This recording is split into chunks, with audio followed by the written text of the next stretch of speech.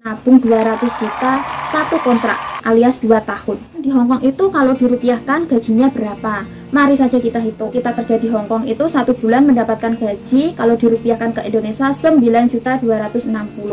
Jadi 24 bulan ya teman-teman. Kita kalikan 24 bulan. Totalnya 222 juta.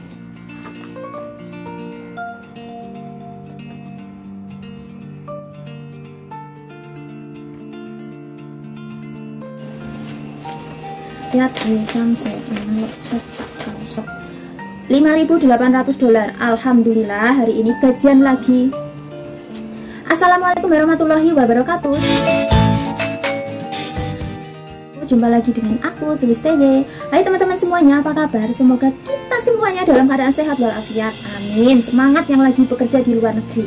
Tetap semangat, sehat selalu. Amin. Hari ini aku mau mereview gaji TKW Hongkong tahun 2023 ya. Karena lagi viral banget ada BMI Hongkong yang bisa nabung 200 juta satu kontrak alias 2 tahun. Sebenarnya teman-teman, kita itu tidak bisa disamaratakan ya. Karena gaji kita itu pasti tidak sama. Meskipun ada standarnya ya dari pemerintah Hongkong, tapi banyak juga mbak-mbak itu ya, mbak-mbak TKW Hongkong itu yang gajinya di atas standar. Tapi tidak semua juga teman-teman, kebanyakan juga gaji standar. Terus kebutuhan kita itu juga tidak sama. Tujuan kita bekerja di Hongkong itu juga tidak sama. Mungkin ada tujuannya untuk membayar hutang, tujuannya itu untuk membangun rumah, untuk beli sawah, beli mobil, atau tujuannya itu untuk anaknya sekolah dan lain sebagainya. Pokoknya itu tujuannya itu beda-beda. Jadi tidak bisa disamaratakan, oh mbak ini bisa nabung 200 juta, kamu kok enggak, kayak gitu. Itu tidak bisa ya teman-teman. Nah hari ini aku mau mereview nih kontrak kerja TKW Hongkong tahun 2022 sampai 2024. Kebetulan aku tanda tangannya itu di bawah bulan 10, jadi gajiku itu ini 4.630. Kalau tanda tangan kontraknya di atas bulan 10 itu gajinya 4.730 karena ada kenaikan $100. Terus ada yang tanya kepada aku, mbak kamu bisa nggak nabung 200 juta satu kontrak? Kalau aku pribadi belum bisa ya teman-teman, belum bisa, bukannya nggak bisa, tapi belum bisa karena masih ada kebutuhan yang lainnya kayak gitu.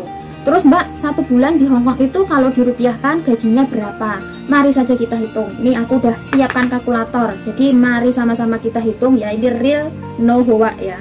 Gajinya kan gaji standar ini 4.630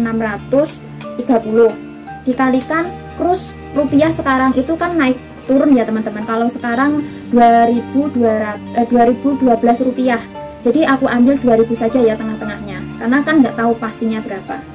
2000 dikalikan 2000, nih totalnya 9.260. Jadi kalau kita kerja di Hongkong itu 1 bulan mendapatkan gaji kalau dirupiahkan ke Indonesia 9.260. Terus dikalikan lagi karena kita bekerja 2 tahun, jadi 24 bulan ya teman-teman. Kita kalikan 24 bulan. Totalnya 222 juta. Banyak banget teman-teman. Tapi ini itu masih gaji kotor, belum gaji bersih. Maksudnya gaji kotor itu gimana toh mbak? Nah, gaji kotor itu maksudnya gini teman-teman. Kita kan nggak mungkin gaji satu bulan gaji dikirim ke Indonesia, itu kan tidak mungkin. Karena kita itu juga mempunyai kebutuhan pribadi. Contohnya apa? Kalau kita bekerja di Hongkong, setiap minggu itu kita harus libur ya. Terus 1 bulan itu berapa kali liburnya? Ya tergantung minggunya ada berapa kali. Mungkin ada 4 kali, ada yang 5 kali. Kadang ketambahan juga kalau kita itu tanggal merah itu juga harus libur ya teman-teman. Karena tidak semua mbak-mbak TKW Hongkong itu disuruh lembur. Ada juga yang disuruh lembur. Mungkin mbak-mbak itu yang nabungnya bisa sampai 200 juta, mungkin mbak dapat lemburan kayak gitu. Gaji pokoknya dikirim semua, terus untuk kebutuhan pribadinya pakai uang lemburan, itu bisa juga. Tapi itu nggak semuanya. Jadi kita ambil ya, kita libur setiap minggu gaji standar kayak gitu. Kalau aku sendiri pembagiannya itu kan gajinya 4.600 ya. 4.630 $4.600 ya, $30.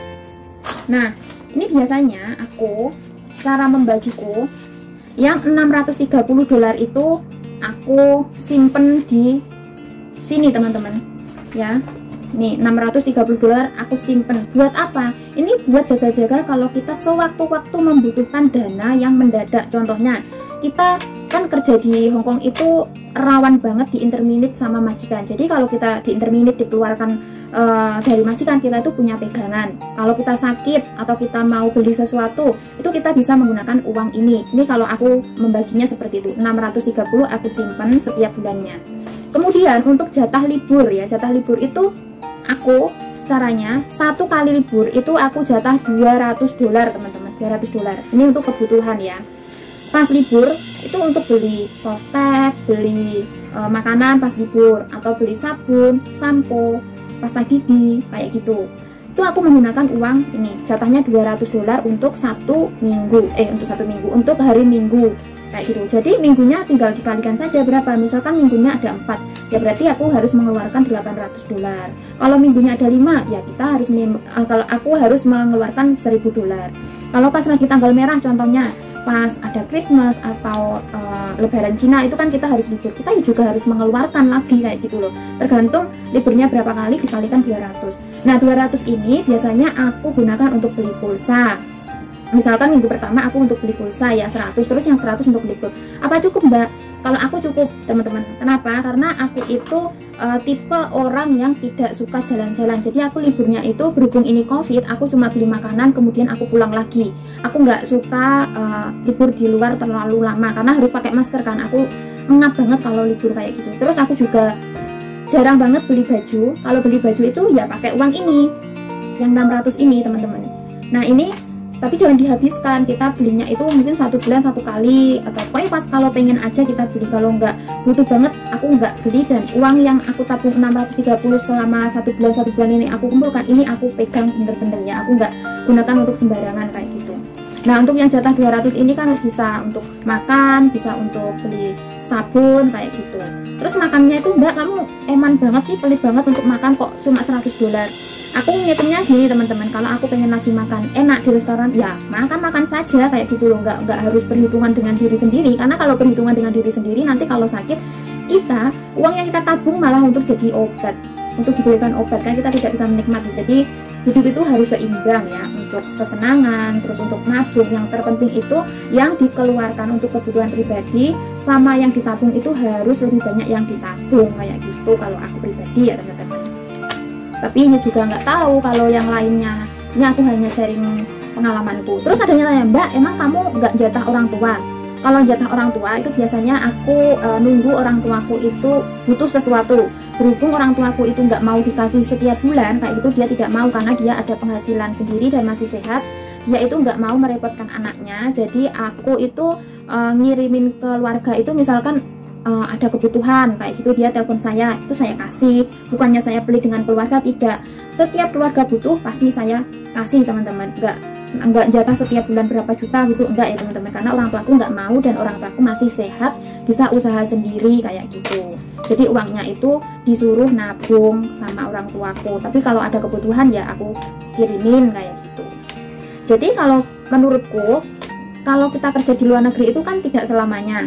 Jadi aku meminimalis gengsiku, kebutuhan pribadiku, aku lebih pentingkan untuk menabung. Karena aku sadar kalau kerja di luar negeri itu tidak selamanya dan ada jangka waktunya gitu loh teman-teman. Aku pengen segera kumpul dengan keluarga, jadi ya banyakin nabung, terus nanti segera pulang, apa tujuannya tercapai, kita segera kumpul dengan keluarga. Karena waktu itu tidak bisa diputar balik teman-teman. Waktu yang sudah berlalu itu kan kita tidak bisa kembali lagi. Jadi gunakan waktu dan kesempatan sebaik-baik mungkin gitu teman-teman. Kalau aku intinya kalau kerja di Hongkong itu, kalau ada yang tanya bisa nabung 200 juta apa enggak, ya tergantung, dicoba saja kayak gitu, dicoba sendiri bisa atau enggak. Terus kalau ada yang ngasih semangat, maksudnya kalau menurutku ada orang yang bilang pamer ya, bisa nabung 200 juta terus dipamerkan ke teman-temannya. Itu ada sebagian yang menurutnya itu dia pamer, tapi saya nggak tahu ya itu pamer atau enggak lah. Menurutku saya ambil sisi positifnya ya mungkin Mbak itu memberi semangat ke teman-temannya yang lain biar tidak boros, biar bisa nabung kayak gitu. Jadi ya ambil sisi positifnya, buang sisi negatifnya kayak gitulah teman-teman. Jangan terlalu berpikir yang negatif terus. Kalau ada temennya yang bisa nabung 200 juta satu kontrak, ya alhamdulillah, semoga uangnya berkah, Mbak E sehat, kitanya bisa ketularan seperti Mbak E yang bisa nabung 200 juta per bulan. Intinya kita tidak boleh pelit dengan diri sendiri, kemudian kita itu harus hidup seimbang ya teman-teman. Dan kebetulan juga aku itu kurang suka makan makanan di luar teman-teman. Kalau makanan di luar itu aku senengnya makanan yang dari Indonesia ya, aku beli di toko Indonesia, terus beli yang frozen dari Indonesia itu aku beli teman-teman. Kalau untuk makan daging-dagingan ya aku kurang. Sekian dulu ya videoku hari ini. Terima kasih banyak yang sudah menonton. Jangan lupa untuk like, comment, share, dan subscribe. Ketemu lagi di video-video selanjutnya. Bye bye. Assalamualaikum warahmatullahi wabarakatuh.